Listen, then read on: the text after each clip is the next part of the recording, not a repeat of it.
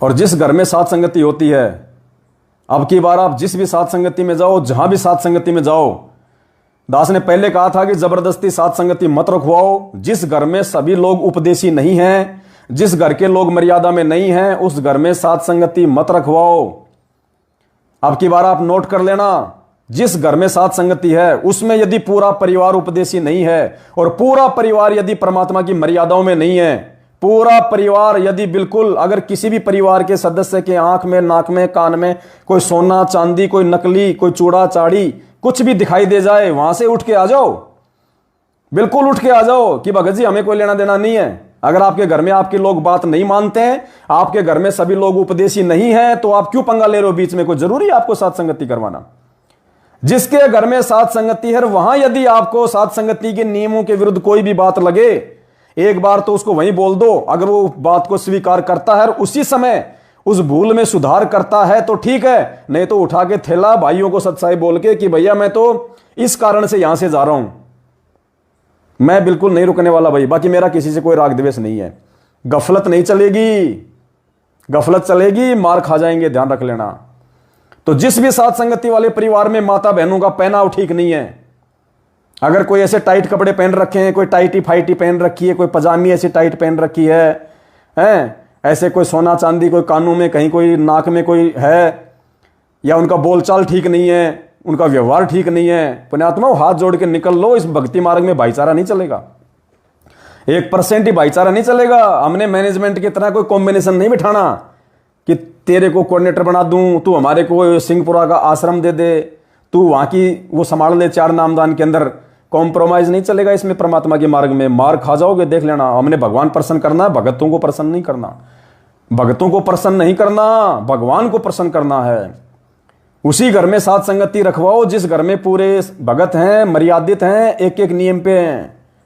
जिस घर में यह आडंबर अभी भी चल रहा है, उस घर में साथ संगति नहीं। चाहे कोई जी हो, चाहे कोई भी हो, चाहे XYZ कोई भी, परमात्मा से बढ़ के कोई नहीं है। कोई शर्मा शर्मी नहीं चलेगी, कुछ नहीं चलेगा। आपको जरा भी देखो, आप किसी भी साथ संगति में जाओ, उस साथ संगति में अपनी तरफ से हमने कोई गलती नहीं करनी है, अपनी तरफ से कोई राग द्वेष नहीं फैलाना, किसी को कोई ऊंच नीच नहीं बोलनी, प्यार प्रेम से बोलना है। ऐसा नहीं कि हम दूसरों में हम कमियां निकालने लग जाए, हमारे अंदर सारी कमियां हैं। अगर उस घर में आपको लगता है साथ संगतियों के नियमों के विरुद्ध, तो ऐसा नहीं कि उठा के थैला भाग लिया, नहीं। अगले को पहले प्यार से समझाओ कि भगत जी आप वीडियो नहीं देखते या आपको मालूम नहीं है, ये क्या है भगत जी, आप साथ संगति रखवा रहे हो। आपकी बेटी ने नाक में सोना पहन रखा है, आपकी पत्नी ने कान में सोना पहन रखा है। भगत जी ये माता बहनें ये क्या देखेंगी यहाँ पे, आप क्या संदेशा दे रहे हो। साथ संगति में हम सीखने आते हैं, हम यहाँ पे कोई बर्बाद होने थोड़ी आते हैं, हम यहाँ पे ये चौंसले करने थोड़ी आते हैं, कोई ये हार श्रृंगार करना पहनना, हमको ये कोई सीखने के लिए वो थोड़े ना आते हैं। हम साथ संगति में आते हैं कि वहां जाने से हमें भक्तों के आचार विचार व्यवहार से क्या सीखने को मिलेगा। माता बहनों का पहनाव है बिल्कुल सादा है, सिंपल है, ढीले ढाले कपड़े हैं, पूरा शरीर ढका हुआ है। हम क्या देख रहे हैं यहाँ पे भगत जी, क्या पहना रखा आपने अपने बच्चों को। ये अगर वो मानता है और उसी समय गलतियों को सुधारता है तो आप उस साथ संगति में बैठना, वरना वो साथ संगति आपके लिए जहर समान है।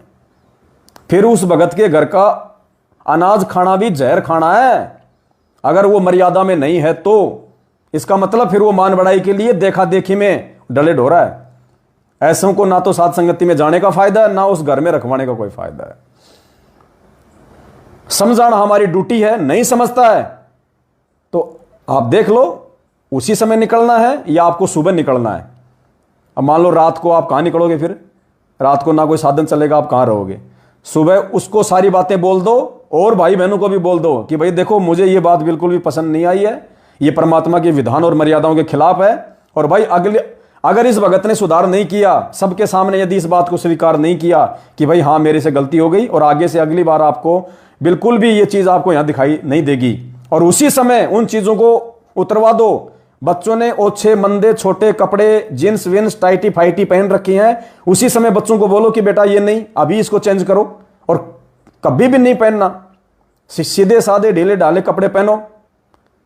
क्योंकि विकार सबके अंदर है पुण्यात्माओं, 5 विकार सबके अंदर हैं। भगत होता है चाहे जगत हो, अगर भगत भगत अगर जानबूझ के जहर खाएगा तो क्या उस पर असर नहीं करेगा? तो ये सभी इंद्रियां सबके अंदर हैं, विकार सब में आते हैं, तो हम मौका क्यों दें ऐसा जिससे हमारे भगत भाई बहनों में कोई विकार पैदा हो, हम एक दूसरे के हम दोषी बने। माफ करे परमात्मा। तो बिल्कुल उसी समय समझाओ, अगर वो मानता है अपनी भूल सुधार करता है तो वहां रहो, अन्यथा सुबह हाथ जोड़ के भगत जी आज के बाद हम यहां पे नहीं आने वाले, बिल्कुल नहीं आएंगे, और आगे देखेंगे फिर कभी आना होगा कि नहीं आना होगा। क्योंकि ये कोई परमानेंट कोई पट्टा नहीं लिख दिया किसी के कि उसके घर पे सात संगति होगी तो वहीं होगी, कोई पट्टा नहीं है। जब तक मर्यादा में है तब तक होगी, गुरु जी का आदेश और आशीर्वाद होगा तब तक होगी, अन्यथा कोई नहीं आने वाला, कोई नहीं जाने वाला। अब मूर्ख नहीं है कोई संगत में, तो बहुत सोच समझ के प्यार प्रेम से, और बिल्कुल सात संगति में जाने वालों ने भी अगर कोई सवाल जवाब करना है सामने वाले से, मान लो कोई गलती हो रही है तो ऐसा नहीं कि जाते उसके सीने में उसके तीर मार दो, साइड में बैठा के प्यार से समझाओ उसको, अकेले को, कि भगत जी देखो ये गलती है। ऐसा भी नहीं कि छोटी छोटी बातों की आप गलती निकालने लग जाओ, भगत जी आपने टमाटर ऐसे नीचे कैसे डाल दिया, ये झूठा हो गया, वो हो गया, ऐसे नहीं। मुख्य मुख्य जो मर्यादा हैं उन चीजों को और साइड में जाके प्यार से समझाओ, मानता तो ठीक है, नहीं अगली बार हाथ जोड़ लो। देखो बार बार ये बातें नहीं बताई जाएंगी, इसलिए दास थोड़ा थोड़ा इन बातों का जिक्र कर रहा है। अब इतना समय भी नहीं होता है, परमात्मा ने बहुत सारी सेवाएं दे रखी हैं, आगे क्या पता परमात्मा और किस सेवा के लिए प्रेरणा कर दें, मालिक के हाथ में है। और बाकी बहुत बढ़िया दया है गुरु जी की, छप्पर फाड़ मेहर है हम सत्सेवक भाई बहनों पे परमात्मा की। ना परमात्मा कोई सेवाओं की कोई कमी छोड़ रहा, ना सेवाओं के लिए परमात्मा कोई पैसों की कोई कमी छोड़ रहा, ना हमारे काल भगवान पीछे कोई दुश्मन लगाने की कोई कमी छोड़ रहा, और उन दुश्मनों के मुंह खट्टे हो रहे हैं, मुंह फिट्टे हो रहे हैं, उनके बेचारे जल के भुन के राग का गोला बन गए हो। ये भगवान क्या होगा उन आदमियों का, हे परमात्मा। हमने तो सोचा था सिकंदर लोधी को ही रोग था सबसे बड़ा, यहाँ तो पता नहीं कितनों को ईर्ष्या का रोग हो रहा है, बेवजह बेवजह नीचा गिरा दो उसे, नीचा गिरा दो उसे। अरे मैं नीचा गिरूंगा, मैंने पहले भी कहा था, मैं दो ही कारणों से नीचा गिर सकता हूं, तीसरा कारण मुझे गिराने का नहीं है। सबसे पहला कारण मुझे मेरा परमात्मा गिरा सकता है, दूसरा कारण मुझे मेरे कुकर्म गिरा सकते हैं। बस इन दो चीजों के अलावा तीसरा कोई किसी को नहीं गिरा सकता, किसी भगत को कोई नहीं गिरा सकता। या तो परमात्मा गिरा सकता है या भगत के अपने कुकर्म गिरा सकते हैं। और भाई कर्म कुकर्म की भगवान ने जानकारी दे दी, फिर भी जीव हैं पुण्यात्माओं। मैं कान पकड़ के सभी मेरे भगत भाई बहनों से एक बार आज के दिन पुनः माफी मांगता हूं, अगर मुझ पवन दास की तरफ से अगर मन वचन कर्म से, क्योंकि देखो मैं जीव हूं, पांचों विकार मेरे अंदर भी हैं पुण्यात्माओं। ऐसा नहीं है कि मैं कोई दूध का धुला हुआ हूं या आप सभी सत्सेवक भाई बहन आप जो है दूध के धुले हुए। गलती हम सबसे होती है मन कर्म वचन। परमात्मा की मुख्य मर्यादाओं में गलती मत करो। छोटी मोटी गलतियां हैं वो हम साथ संगति से इसलिए जुड़े हैं, भगवान ने इसलिए जोड़ा, इसीलिए भगवान ने आके ज्ञान दिया कि धीरे धीरे हम भक्ति मार्ग में आगे बढ़ेंगे, अपनी उन गलतियों को भी हम ठीक करते चलेंगे। बाकी ऐसे कोई बड़ी गलती का जिससे कि परमात्मा हमसे बिल्कुल दूर हो जाए, हमसे बिल्कुल नाराज हो जाए परमात्मा, वो गलतियां हम भगत भाई बहनों ने नहीं करनी है। मालिक से प्रार्थना करते रहें। और बाकी छोटी मोटी गलतियां पुण्यात्माओं, हम गलतियों के पुतले हैं। गुरुदेव कहते हैं किस ब्रह्मांड में कोई भी ऐसा जीव नहीं है जिसमें ये विकार ना हो, और विकार हैं तो छोटी मोटी गलतियां होती हैं, लेकिन उन गलतियों को सुधारने के लिए भगवान ने हमें भक्ति दी है। हम एक दिन में कोई भगत नहीं बन जाएंगे, बहुत समय दिया परमात्मा ने। हम भक्ति करते रहेंगे, अपने गुण अवगुणों को देखते रहेंगे, एक दूसरे से समझते रहेंगे, समझाते रहेंगे, परमात्मा की मर्यादित भक्ति करेंगे, तो पुण्यात्माओं इन सारी चीजों के चलते हमारे वो विकार धीरे धीरे धीरे धीरे समाप्त होंगे। तो बस इतनी सी दास की प्रार्थना है। मैं भी विकारी जीव हूं, ऐसी बात नहीं है। मेरे मन में भी कभी कभार किसी चीज़ को लेकर दोष आ जाता है, लेकिन फिर मालिक से अरदास करते हैं, मालिक से प्रार्थना करते हैं। लेकिन अगर हम एक दूसरे को उसकी कमियां नहीं बताएंगे, हम एक दूसरे को प्यार प्रेम से नहीं समझाएंगे, तो कैसे तो सामने वाला समझेगा और कैसे वो अपनी गलतियों को जो है वो सुधार करेगा। तो मर्यादा में हैं तब तक तो भगवान साथ में है।